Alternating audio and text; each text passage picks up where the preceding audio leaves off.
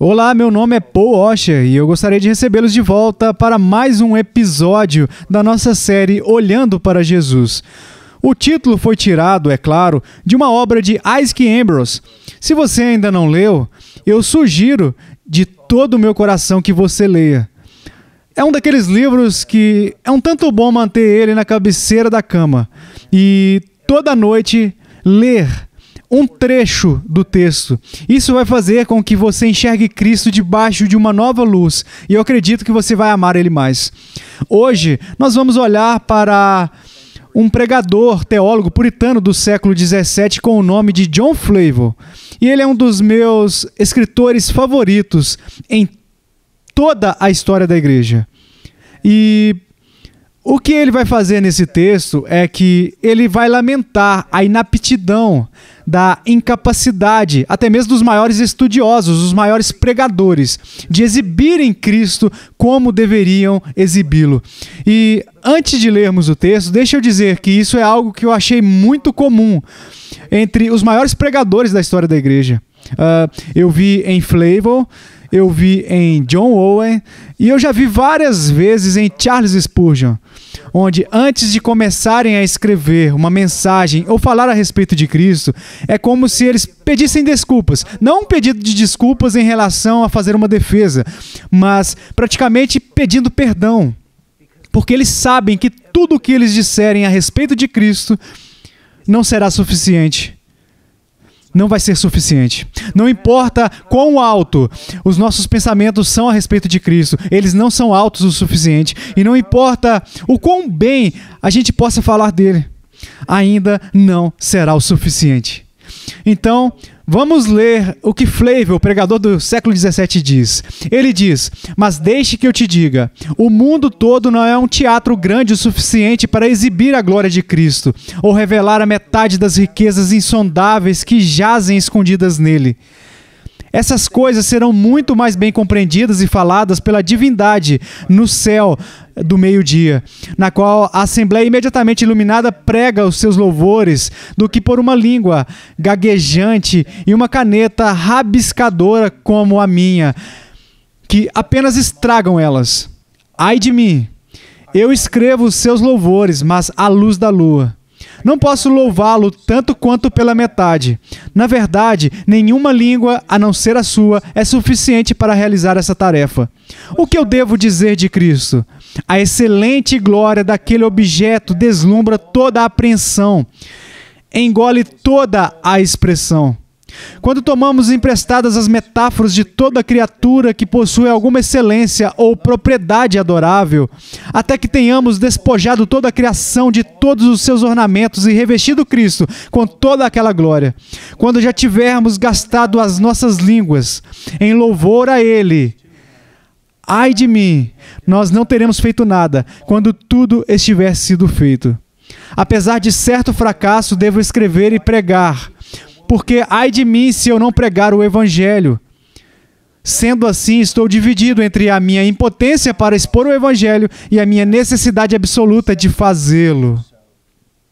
Eu aconselho este trabalho para a Igreja de Cristo coletivamente e para o crente individualmente. Vamos ao Senhor em oração. Pai, obrigado. Principalmente, Pai, obrigado por Cristo.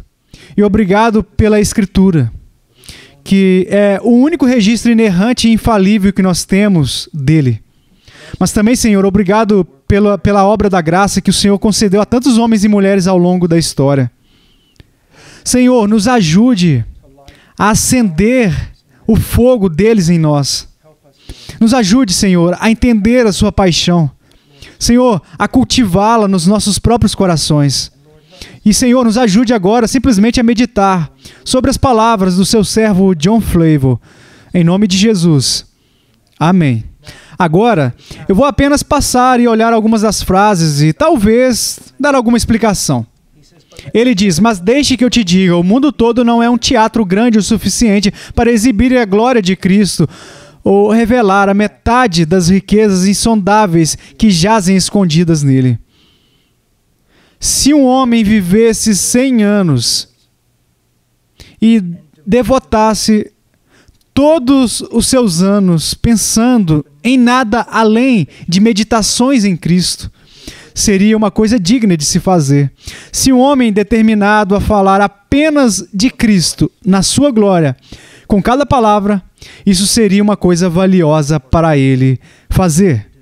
Agora, eu quero pegar isso e quero aplicar isso ao púlpito. Eu sei que nas Escrituras existem leis, mandamentos, princípios de sabedoria, diretivas de todos os tipos, e elas precisam ser pregadas.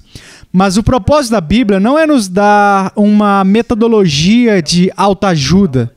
O propósito da Escritura é revelar Cristo. E quanto tempo é perdido no púlpito quando Cristo não é proeminente?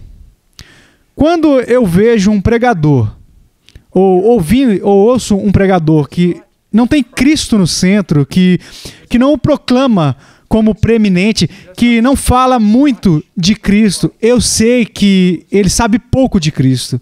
Porque aqueles que conhecem ele de verdade, eles devem anunciá-lo. E mesmo quando nós proclamamos princípios e proclamamos mandamentos, tudo flui do nosso amor por Cristo e do nosso desejo de que Ele seja glorificado em todas as nossas atividades. Vamos continuar. Ele fala sobre as glórias de Cristo, as riquezas insondáveis que estão escondidas em Cristo, e ele diz, essas coisas serão muito mais bem compreendidas e faladas pela divindade no céu do meio-dia. Agora, segure isso, porque ele vai dizer algo que está relacionado a isso mais tarde nesta passagem.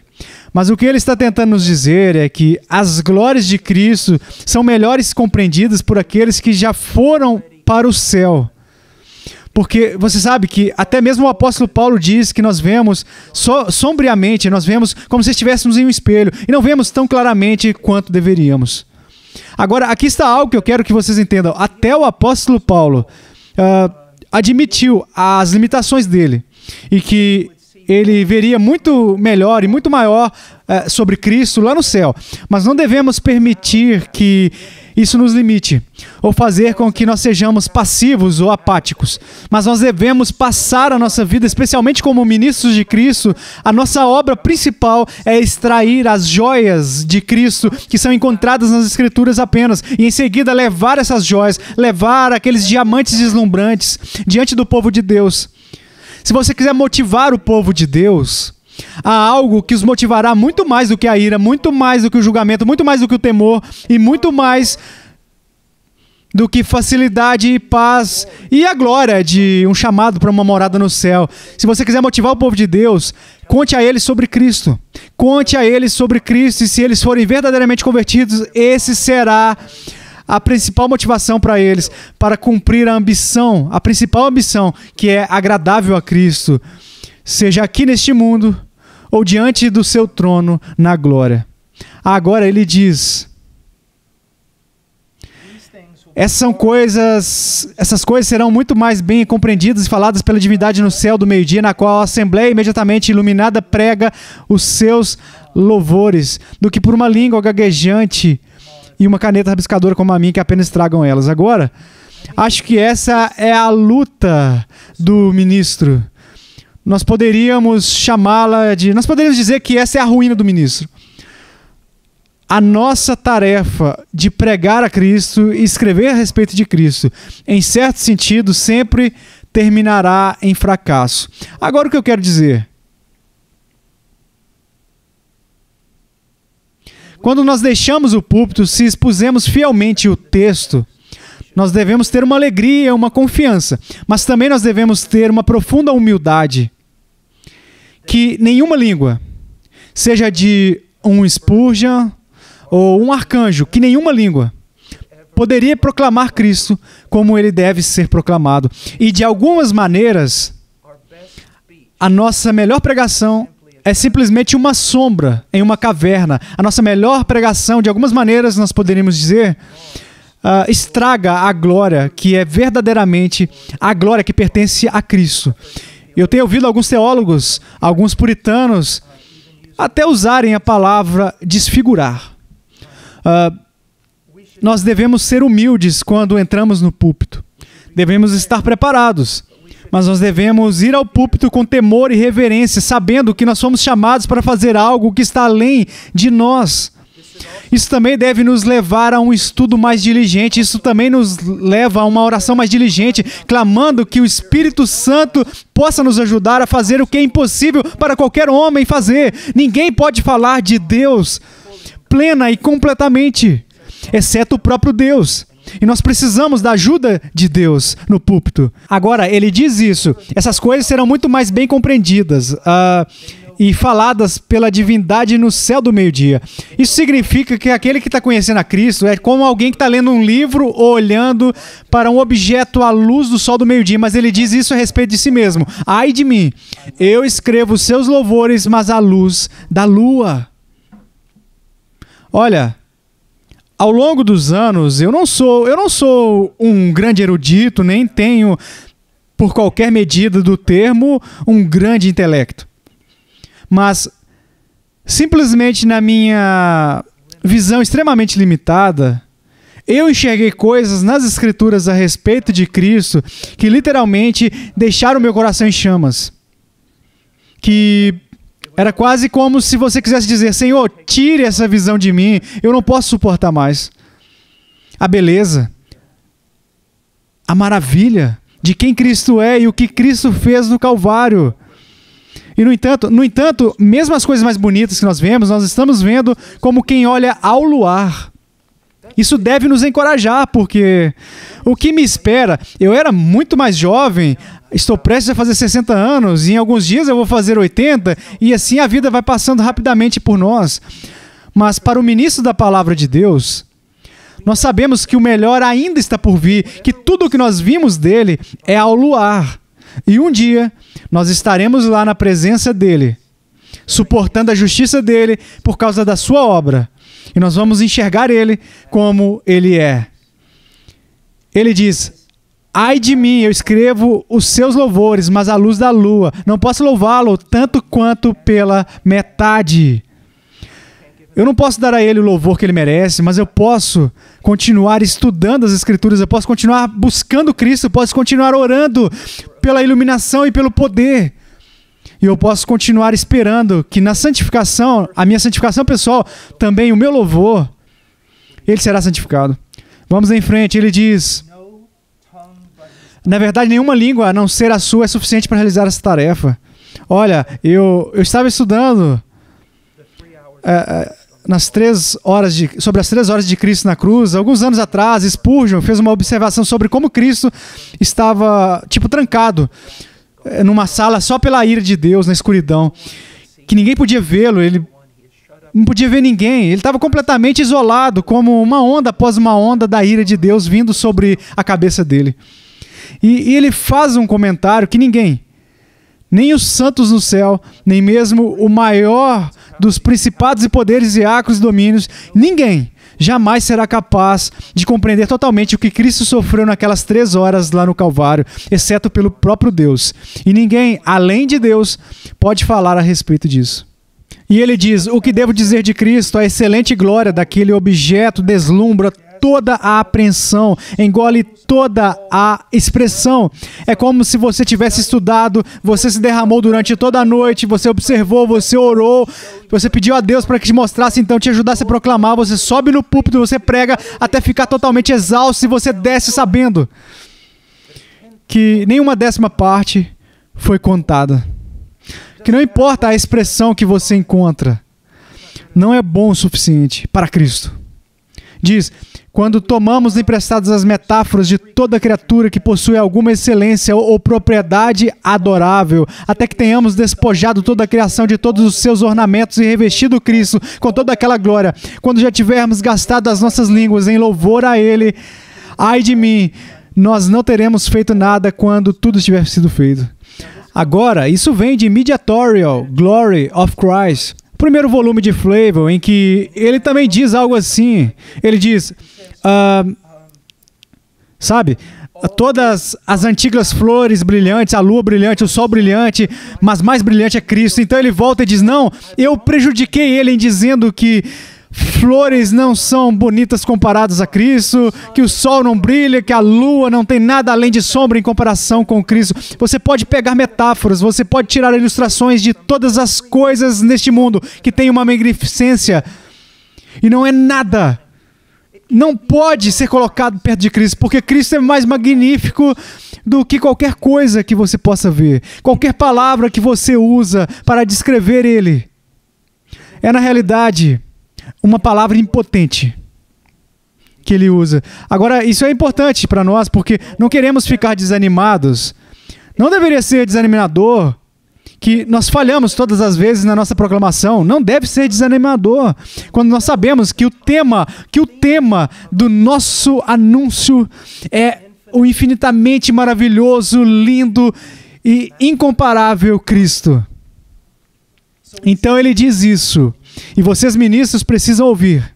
Apesar de certo fracasso, apesar disso, eu devo escrever e pregar, porque ai de mim se eu não pregar o Evangelho. 1 Coríntios 9:16. Então o que ele está dizendo? Sim, eu vou falhar em 1 grau.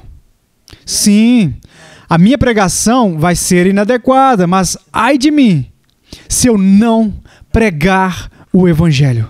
Nós devemos pregar, como nós vemos em 2 Coríntios 8, como a respeito a Tito e o zelo de Deus que foi colocado diante de nós. Nós devemos pregar, mas também consideramos essas verdades como evidentes. Que quando nós estudamos todas as coisas, nós podemos estudar, nós temos proclamado, e nós temos admoestado e ilustrado com cada palavra que nós podemos encontrar. Isso não tem sido suficiente para descrever a glória de Cristo. Isso é o que ele fala, esta é a luta do ministro. Ele diz: sendo assim, estou dividido entre a minha impotência para expor o Evangelho e a minha necessidade absoluta de fazê-lo. Eu aconselho este trabalho para a Igreja de Cristo. Ele está falando sobre o livro que ele escreveu sobre o Evangelho. Então, isso deve estar em todos nós. Deixa eu ler de novo. Sendo assim, estou dividido entre a minha impotência para expor o Evangelho e a minha necessidade absoluta de fazê-lo. Eu aconselho este trabalho para a Igreja de Cristo. Se você foi chamado para pregar, esse chamado é irrevogável. E não, nós não possuímos a mente de um John Owen, nós não possuímos a eloquência, a clareza e a visão de um Charles Spurgeon. Mas isso está nas mãos de Deus. Você e eu, nós fomos chamados para usar os dons que nos foi dado, para abanar uma chama que foi dada para nós e pregar. E você pode dizer, bem, eu preguei no domingo, parecia haver assim, tão pouco dele, eu vou parar de pregar. Lamento, essa não é uma opção para você. Você sabe o que você tem que fazer? Voltar de volta para o seu estudo na segunda de manhã. E pela fé, começar de novo. Nunca se esqueça que o nosso assunto é muito grande para nós. Mas em nossa fraqueza, na nossa fraqueza, Deus pode e obtém glória para si mesmo. Então eu espero que tenha sido útil para vocês. Isso é de John Flavel. É um pregador do século XVII e está nas suas obras, as obras de John Flavel, volume 1. A introdução é um número romano, 18. Se você estiver procurando o lugar preciso para encontrá-lo. E agora eu espero que vocês entendam. Porque é muito bom ler livros antigos. Que Deus os abençoe.